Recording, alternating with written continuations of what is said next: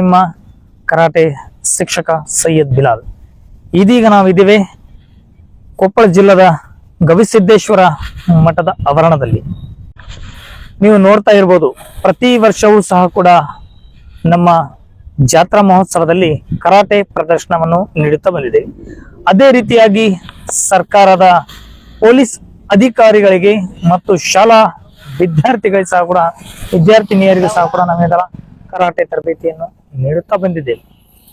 ಅನೇಕ ವರ್ಷಗಳಿಂದ ಕರಾಟೆ ಸೇವೆಯನ್ನು ಸಲ್ಲಿಸುತ್ತಿರುವಂತಹ ಕರಾಟೆ ಶಿಕ್ಷಕರು ಹಾಗೂ ಜಿಲ್ಲಾ ಶಿಕ್ಷಕರಾಗಿ ಸಹ ಕೂಡ ಸೇವೆಯನ್ನು ಸಲ್ಲಿಸಿದ್ದಾರೆ. ಇದೇ ರೀತಿಯಾಗಿ ನಮ್ಮ ರಾಜ್ಯ ಕರಾಟೆ ಶಿಕ್ಷಕರ ಸಂಘದಲ್ಲಿ ರಾಜ್ಯ ವಕ್ತಾರಾಗಿ ಸಹ ಕೂಡ ಸೇವೆಯನ್ನು ಸಲ್ಲಿಸುತ್ತಿದ್ದಾರೆ. ಅವರೊಂದಿಗೆ ಚರ್ಚೆ ಮಾಡೋಣ. ಅವರ್ಯಾರು? ನಮ್ಮ ಕೊಪ್ಪಳ ಜಿಲ್ಲೆಯ ಹಿರಿಯ ತರಬೇತಿದಾರರಾದಂತಹ ಮೋನೇಶ್ ವಡ್ಡಟ್ಟಿ. ಇವರನ್ನ ಕೂಡಿ ಚರ್ಚೆ ಮಾಡೋಣ. ಸರ್ ನಮಸ್ಕಾರ, ತಮಗೆ ಈ ಕಾರ್ಯಕ್ರಮಕ್ಕೆ ಸ್ವಾಗತ. ನಮಸ್ಕಾರ ಸರ್, ಕರಾಟೆ ಸೇವೆಯನ್ನು ಸಲ್ಲಿಸುತ್ತಾ ಬಂದಿದ್ದೀರಿ. ಸುಮಾರು ಎಷ್ಟು ವರ್ಷ ತಮಗೆ ಎಕ್ಸ್ಪೀರಿಯನ್ಸ್ ಅಂತ ಹೇಳಿ?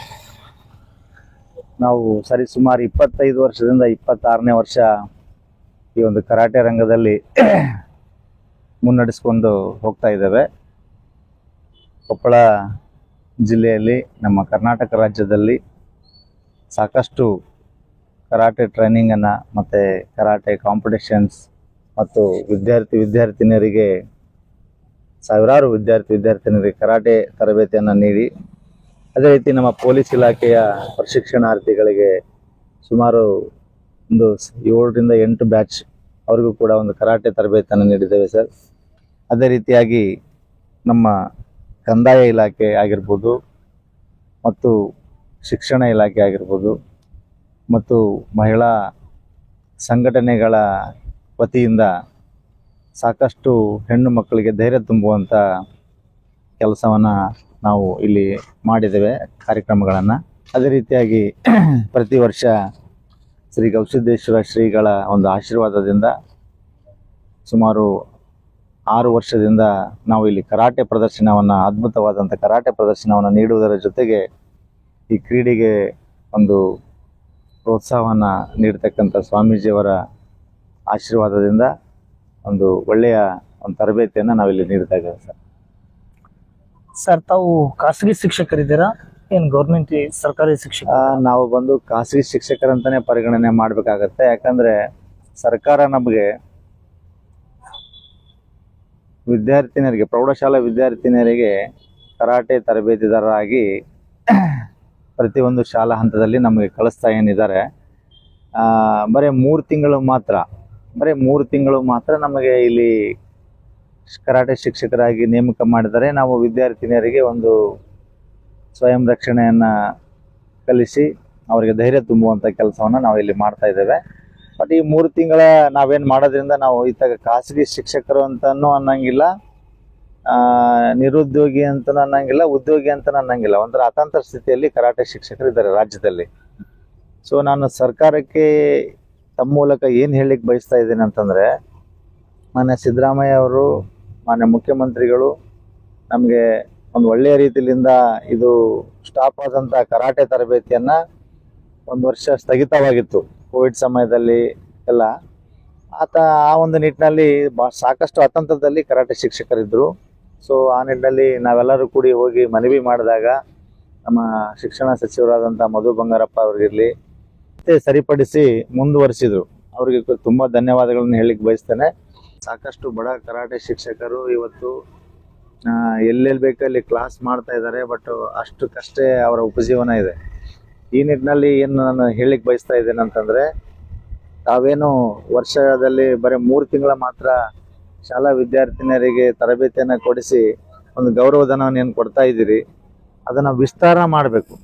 ಈ 3 ತಿಂಗಳ ಇರೋದನ್ನು 10 ತಿಂಗಳ ಅಂದರೆ ವರ್ಷವಿಡೀ ದಯವಿಟ್ಟು ಇದನ್ನು ವಿಸ್ತರಿಸ್ರಿ. ಒಬ್ಬ ನಿರುದ್ಯೋಗಿ ಆದಂಥ ಕರಾಟೆ ಶಿಕ್ಷಕರಿಗೆ ಉದ್ಯೋಗವನ್ನು ಕೊಟ್ಟಂತಾಗುತ್ತೆ. ತಮ್ಮ ಮೂಲಕ 4 ತುತ್ತು ಅನ್ನವನ್ನು ನಮ್ಮ ಕರಾಟೆ ಶಿಕ್ಷಕರು ಊಟ ಮಾಡಿಕೊಂಡು ತಮ್ಮ ನೆನೆಸ್ತಾರೆ ಅಂತೇಳಿ ಈ ಸಂದರ್ಭದಲ್ಲಿ ಹೇಳ್ತೀನಿ. ಇದ್ರ ಜೊತೆಗೆ ತಮ್ಮ ಒಂದು ಸರ್ಕಾರಕ್ಕೂ ಕೂಡ ಒಂದು ಒಳ್ಳೆ ಘನತೆ ಬರುತ್ತೆ, ಒಂದು ಒಳ್ಳೆ ಹೆಸರು ಬರುತ್ತೆ. ಯಾಕಂತಂದ್ರೆ ತಾವು ವಿದ್ಯಾರ್ಥಿನಿಯರಿಗೆ ಧೈರ್ಯ ತುಂಬುವಂತ ಕೆಲಸ ನಮ್ಮಿಂದ ಮಾಡಿಸಿದಂತಾಗುತ್ತೆ. ಆ ವಿದ್ಯಾರ್ಥಿನಿಯರ ಮೇಲೆ ದೌರ್ಜನ್ಯ, ಅತ್ಯಾಚಾರ, ಇನ್ನಿತರ ಅವ್ರ ಮೇಲೆ ಏನು ದಬ್ಬಾಳಿಕೆ ನಡೀತಾ ಇದೆ ವಿದ್ಯಾರ್ಥಿನಿಯರ ಮೇಲೆ, ಆ ಒಂದು ಕೇಸ್ಗಳನ್ನ ನೀವು ತಡೆಗಟ್ಟದಂಗೆ ಆಗ್ತದೆ. ಯಾಕಂತಂದ್ರೆ ಕರಾಟೆ ಕಲಿಯೋದ್ರಿಂದ ವಿದ್ಯಾರ್ಥಿನಿಯರಿಗೆ ಎಷ್ಟು ಅವ್ರಿಗೆ ಧೈರ್ಯ ಬರುತ್ತೆ, ಎಷ್ಟು ಅವರು ಸ್ಥೈರ್ಯ ಬರುತ್ತೆ, ಅವ್ರ ತಮ್ಮನ್ನು ತಾವು ಕಾಪಾಡ್ಕೊಳ್ಳಿಕ್ಕೆ ಅವ್ರಿಗೆ ಎಷ್ಟು ಮುಖ್ಯ ಪ್ರಾಮುಖ್ಯತೆ ನಾವೆಲ್ಲ ಕೊಡ್ತೀವಿ ಅಂತಂದ್ರೆ ಅದ್ರದ್ದೆಲ್ಲ ಗೌರವ ತಮಗೆ ಸಲ್ಲುತ್ತೆ ಅಂತೇಳಿ ಈ ಸಂದರ್ಭದಲ್ಲಿ ಹೇಳ್ತಾ, ದಯವಿಟ್ಟು ಮಾನ್ಯ ಮುಖ್ಯಮಂತ್ರಿಗಳು ಇದನ್ನ ಬರೀ ವಿದ್ಯಾರ್ಥಿನಿಯರಿಗೆ ಅಷ್ಟೇ ಅಲ್ಲ, ವಿದ್ಯಾರ್ಥಿಗಳಿಗೂ ಕೂಡ ಈ ಒಂದು ನಿಟ್ಟಿನಲ್ಲಿ ಈ ತರಬೇತಿಯನ್ನು ಕೊಡಿಸ್ಬೇಕು. ಮತ್ತು ಬರೀ ಪ್ರೌಢಶಾಲೆ ಹಂತದಲ್ಲಿ ಅಷ್ಟೇ ಕೊಡಿಸ್ತಾ ಇದ್ದಾರೆ. ಪ್ರಾಥಮಿಕ ಹಂತದಿಂದನೇ ಪ್ರಾರಂಭ ಮಾಡಿದರೆ ಆ ಮಕ್ಕಳಿಗೆ ಕಲೀಲಿಕ್ಕೆ ಬಹಳಷ್ಟು ಈಸಿ ಆಗುತ್ತೆ. ಯಾಕಂದರೆ ಯಾವಾಗಲೂ ಗಿಡವಾಗಿ ಬಗ್ಗದು ಮರವಾಗಿ ಬಗ್ಗತ್ತೆ ಅನ್ನೋ ಒಂದು ನಾಣ್ಣುಡಿ ಇದೆ. ಸೊ ಒಮ್ಮಕ್ಕಳೇ ನಾವು ಪ್ರೌಢಶಾಲೆಯಲ್ಲಿ ಆ ಮಕ್ಕಳಿಗೆ ತರಬೇತಿ ಕೊಡಕ್ಕೆ ಹೋದರೆ ಸ್ವಲ್ಪ ಕಷ್ಟ ಆಗುತ್ತೆ ಆ ಮಕ್ಕಳು ಪ್ರಾಕ್ಟೀಸ್ ಮಾಡಲಿಕ್ಕೆ. ಸೊ ಪ್ರಾಥಮಿಕ ಹಂತದಲ್ಲಿ ಈ ಒಂದು ತರಬೇತಿಯನ್ನು ಪ್ರಾರಂಭ ಮಾಡಿದರೆ ಆ ಮಗು ಹೈಸ್ಕೂಲ್ ಬಂದಾಗ ಮತ್ತು ಕಾಲೇಜ್ ಹೋದಾಗ ಎಷ್ಟು ಧೈರ್ಯ ಇರುತ್ತಪ್ಪ ಅಂತಂದರೆ, 4 ಜನ ಯಾರೋ ಅವ್ರ ಮೇಲೆ ದಬ್ಬಾಳಿಕೆ ಮಾಡ್ಲಿಕ್ಕೆ ಬಂದ್ರೂ ನನ್ನನ್ನು ನಾನು ಕಾಪಾಡ್ಕೊಳ್ಬಲ್ಲೆ ಅನ್ನೋ ಒಂದು ಮನಸ್ಥಿತಿ ಆ ಮಗುಗೆ ಬಂದಿರ್ತದೆ. ಮತ್ತು ಆ ಶಕ್ತಿ ಕೂಡ ನಾವು ಕೊಟ್ಟಿರ್ತೀವಿ ಅಂತೇಳಿ ಈ ಮೂಲಕ ಹೇಳ್ತೀನಿ ಸರ್. ಸರ್, ರಾಜ್ಯದ ಎಲ್ಲ ಜಿಲ್ಲೆಗಳಲ್ಲಿ ಕೆಲವೊಂದು ತಾಲೂಕುಗಳಲ್ಲಿ ಕಡೆ ಸಾರಿ ಅಂದ್ರೆ ಹೋದ ವರ್ಷ ಏನು RMS ಯೋಜನೆ ಆಯಿತು ಅಥವಾ ಮೊರಾರ್ಜಿ ವಸತಿ ಶಾಲೆಯಲ್ಲಿ ಆಯಿತು, ಕರಾಟೆ ತರಬೇತಿ ನೀಡಲು ಹೋದಾಗ ಶಿಕ್ಷಕಿಯರೇ ಬೇಕು, ನಮ್ಮನ್ನ ಶಿಕ್ಷಕರು ಬೇಡ ಅನ್ನುವ ರೀತಿಯಲ್ಲಿ ಮಾತನಾಡಿ ಶಿಕ್ಷಕರಿಗೆ ಮೋಸ ಆಗಿದೆ ಅಂತೇಳಿ ಸುದ್ದಿ ಆಗಿತ್ತು. ಈ ಒಂದು ವಿಷಯ ಕುರಿತು ನಾವು ಚರ್ಚೆ ಮಾಡೋದಾದ್ರೆ ಅಥವಾ ನಾನು ಸರ್ಕಾರಕ್ಕೆ ಈ ಒಂದು ಗಮನ ತರೋದಾದ್ರೆ, ದಯವಿಟ್ಟು ಸರ್ಕಾರದವರು ಯಾವುದೇ ಒಂದು ಸ್ವಯಂ ರಕ್ಷಣಾ ಕರಾಟೆ ತರಬೇತಿ ಕೊಡಿಸುವ ನಿಟ್ಟಿನಲ್ಲಿ ತಾವೇನು ಸರ್ಕಾರದಿಂದ ಆದೇಶವನ್ನು ಮಾಡ್ತಿರಲ್ಲ, ಅಲ್ಲಿ ದಯವಿಟ್ಟು ತಾರತಮ್ಯ ಮಾಡಬೇಡಿ ಮಾನ್ಯ ಮುಖ್ಯಮಂತ್ರಿಗಳೇ ಮತ್ತು ಸರ್ಕಾರದವರೇ ಮತ್ತು ಅಧಿಕಾರಿಗಳೇ. ಯಾಕಂದರೆ ನೀವು ಅಲ್ಲಿ ಆದೇಶವನ್ನು ಹೊರಡಿಸ್ಬೇಕಾದ್ರೆ ಮಹಿಳೆಯರಿಂದನೇ ತರಬೇತಿ ಅನ್ನೋ ಒಂದು ವರ್ಡ್ ನೀವು ಹಾಕೋದ್ರಿಂದ ಎಷ್ಟು ಸಮಸ್ಯೆ ಆಗುತ್ತೆ ಅಂತಂದರೆ, ನುರಿತಂಥ ಕರಾಟೆ ಶಿಕ್ಷಕರ ಗತಿ ಏನು, ಒಬ್ಬ ಅಚೀವ್ಮೆಂಟ್ ಮಾಡಿದಂಥ ನ್ಯಾಷನಲ್ ಗೋಲ್ಡ್ ಮೆಡಲ್ ಮಾಡಿದಂಥ ಒಬ್ಬ ಕರಾಟೆ ಪಟುವಿನ ಗತಿ ಏನು, ಸಾಕಷ್ಟು ಹಿರಿಯ ಕರಾಟೆ ತರಬೇತಿದಾರರು ಮತ್ತು ಮಧ್ಯಮ ಕರಾಟೆ ತರಬೇತಿದಾರರ ಗತಿ ಏನಾಗುತ್ತೆ? ಅವರು ಪಾಪ ಉಪವಾಸ ಬೀಳ್ಬೇಕಾ? ಒಂದೇ ಹೆಣ್ಣು ಮಗುಗೆ 8-10 ಶಾಲೆಗಳನ್ನು ಕೊಟ್ಟರೆ ಆ ಶಿಕ್ಷಕನ ಗತಿ ಏನು? ನಾನು ಹೇಳ್ತಾ ಇರೋದು ಮಹಿಳೆಯರಿಗೆ ಕೊಡಬೇಡ ಅಂತೇನಲ್ಲ, ನೀವು ಮಹಿಳೆಯರಿಗೆ ಕೊಡಿ. ಒಂದು ಶಾಲೆ ಫಸ್ಟ್ ಮಹಿಳೆಯರಿಗೆ ಕೊಟ್ಟ ಮೇಲೆ ಇನ್ನು ಮಿಕ್ಕಿದ ಶಾಲೆಗಳನ್ನು ಹಿರಿಯ ಕರಾಟೆ ತರಬೇತಿದಾರರಿಗೆ ಅವರ ಒಂದು ವ್ಯಕ್ತಿತ್ವವನ್ನು ನೋಡಿ, ಪೊಲೀಸ್ ವೆರಿಫಿಕೇಶನ್ ಮಾಡಿಸಿ, ಅವರ ಒಂದು ಹಿನ್ನೆಲೆಯನ್ನು ತೆಗೀರಿ. ಅವನು ಏನು ಸಾಧನೆ ಮಾಡಿದ್ದಾನೆ, ಏನು ಅಚೀವ್ಮೆಂಟ್ ಮಾಡಿದ್ದಾನೆ, ಏನು ಕಲಿಸಿದ್ದಾನೆ, ಅದನ್ನೆಲ್ಲದನ್ನು ಗಮನ ಹರಿಸಿ ಅಂಥ ಒಂದು ಕರಾಟೆ ಶಿಕ್ಷಕರನ್ನು ನೇಮಕ ಮಾಡೋದ್ರಿಂದ ಯಾವುದೋ ಒಂದು ತೊಂದರೆ ಆಗೋದಿಲ್ಲ ಅಂತ ಹೇಳ್ತೇನೆ. ಯಾವುದೋ ಒಂದು ರಾಜ್ಯದಲ್ಲಿ ಯಾರೋ ಒಬ್ಬ ಶಿಕ್ಷಕ ಏನೋ ಒಂದು ತೊಂದರೆ ಮಾಡಿದಾನೆ ಅಂತೇಳಿ ಎಲ್ಲ ಶಿಕ್ಷಕರಿಗೆ ಕೂಡ ಇಂತಹ ಶಿಕ್ಷೆಯನ್ನು ಕೊಡಬೇಡಿ. ಯಾಕಂತಂದರೆ ಈಗ ಹಂಗಂದ್ರೆ ಸಾಕಷ್ಟು ಜನ ಶಿಕ್ಷಕರಿರ್ಬೋದು ಅಥವಾ ಅನ್ಯ ಒಂದು ಅಧಿಕಾರಿಗಳಿರ್ಬೋದು, ಯಾವುದೋ ಒಬ್ರು ಏನಾದರೂ ತೊಂದರೆ ಮಾಡಿರ್ತಾರೆ ಅಂತೇಳಿ ಎಲ್ಲರನ್ನು ತೆಗಿಲಿಕ್ಕಾಗತ್ತಾ? ನಮ್ಮ ಕರಾಟೆ ಶಿಕ್ಷಕರಿಗೆ ಮಾತ್ರ ಯಾಕೆ ಈ ಒಂದು ಅನ್ಯಾಯ ಮಾಡ್ತಾ ಇದ್ದಾರೆ? ಬೇರೆ ಒಂದು ಅಧಿಕಾರಿಗಳು ಯಾವುದೋ ಒಂದು ರೀತಿ ತಪ್ಪು ಮಾಡಿರ್ತಾರೆ, ಹಂಗಂತಂದು ಎಲ್ಲ ಅಧಿಕಾರಿಗಳಿಗೆ ಮಹಿಳೆಯರು ನೀಡ್ತೀರಾ ತಾವು? ಸೊ ಈ ನಿಟ್ಟಿನಲ್ಲಿ ನಾವು ಏನು ತಮಗೆ ರಿಕ್ವೆಸ್ಟನ್ನು ಮಾಡ್ತಾ ಇದ್ದೀವಿ ಮುಖ್ಯಮಂತ್ರಿಗಳೇ, ನಾವು ಯಾವುದೇ ವಿದ್ಯಾರ್ಥಿನಿಯರು ನಮ್ಮ ಅಕ್ಕ ತಂಗಿಯರಂತೆ ನಾವು ಅವರನ್ನು ಭಾವಿಸ್ತೇವೆ. ನಾವು ಅವರಿಗೆ ಟಚ್ ಮಾಡುವಂಥದ್ದು, ಅವ್ರಿಗೆ ಮುಟ್ಟಿ ಕಲಿಸುವಂಥದ್ದು ಇದರಲ್ಲಿ ಏನೂ ಇರಲ್ಲ. ದಯವಿಟ್ಟು ಕರಾಟೆ ಅಂದ ತಕ್ಷಣ ಎಲ್ಲರೂ ಏನು ತಪ್ಪು ತಿಳ್ಕೊತಾರೆ, ಮೈ ಮುಟ್ಟಬೇಕಾಗತ್ತೆ, ನಾವು ಟಚ್ ಮಾಡಬೇಕಾಗತ್ತೆ ಅನ್ನೋ ಒಂದು ದೃಷ್ಟಿಯಿಂದ ಮಹಿಳೆಯರಿಗೆ ಅಂತ ಅನ್ನೋ ಒಂದು ಪದ ಬರುತ್ತೆ ಇಲ್ಲಿ. ಸೊ ಈ ನಿಟ್ಟಿನಲ್ಲಿ ಮಹಿಳೆಯರಿಗೂ ಕೂಡ ಕೊಡ್ರಿ.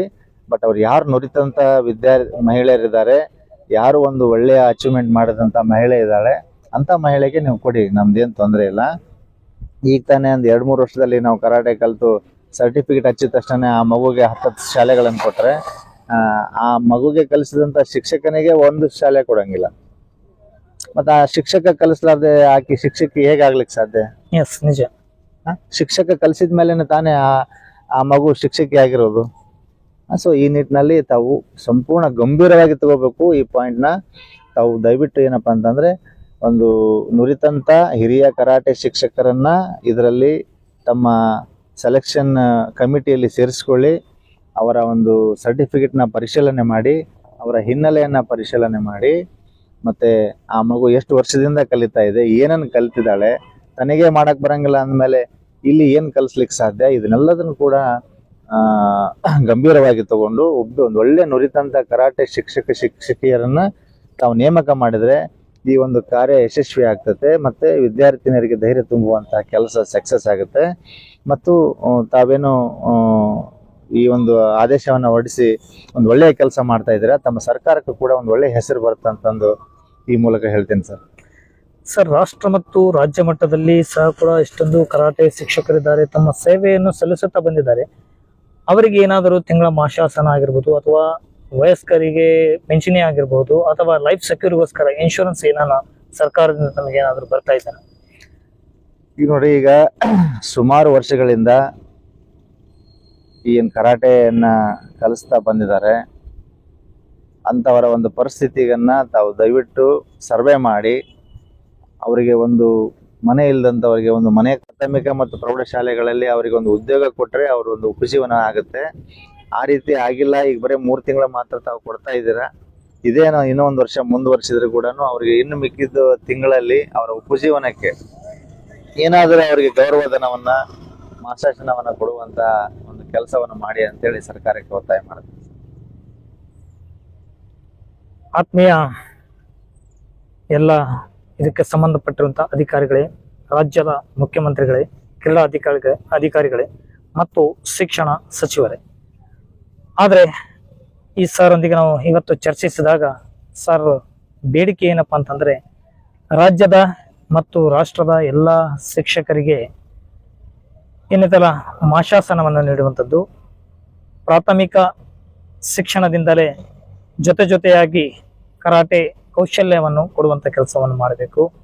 ಮತ್ತು ಶಿಕ್ಷಕರ ಆದರೂ ಸಹ ಕೂಡ ನಿರುದ್ಯೋಗಿಗಳಾಗಿ ಬದುಕುವಂತಹ ಎಲ್ಲ ಶಿಕ್ಷಕರಿಗೆ ಒಂದು ಬೆಳಕನ್ನು ಕೊಡಬೇಕಂತೇಳಿ ಕೇಳಿಕೊಳ್ತಾ ಇದ್ದಾರೆ. ಆದರೆ ಕೆಲವೊಮ್ಮೆ ಶಿಕ್ಷಕರಿಗೆ ಮೋಸವಾಗುತ್ತಾ ಇದೆ. ಆದರೆ ಶಿಕ್ಷಕಿಯರನ್ನು ಮಾತ್ರ ನಾವು ಆಯ್ಕೆ ಮಾಡಿಕೊಳ್ಳುತ್ತೇವೆ ಅಂದಾಗ ಆದರೆ ಅದರಲ್ಲಿ ಏನಾಗ್ತಾ ಇದೆ ಅಂದರೆ ಶಿಕ್ಷಕರಿಗೆ ಸಹ ಕೂಡ ಬಹಳ ಮೋಸ ಆಗ್ತಾ ಇದೆ. ಸ್ವಲ್ಪ ಬದಲಾವಣೆ ಮಾಡಿ ದಾರಿ ತೋರಿಸುವಂತ ಕೆಲಸ ಮಾಡ್ಬೇಕಂತೇಳಿ ತಮ್ಮಲ್ಲಿ ವಿನಂತಿಸಿಕೊಳ್ಳುತ್ತೇನೆ. ಸರ್, ಈ ಕಾರ್ಯಕ್ರಮಕ್ಕೆ ತಮಗೂ ಒಳ್ಳೆಯ ರೀತಿಯಿಂದ ಮಾರ್ಗದರ್ಶನ ಕೊಟ್ಟಿದ್ರಿ. ತಮಗೂ ಈ ಕಾರ್ಯಕ್ರಮಕ್ಕೆ ಧನ್ಯವಾದಗಳು ಸರ್. ನಮಸ್ಕಾರ.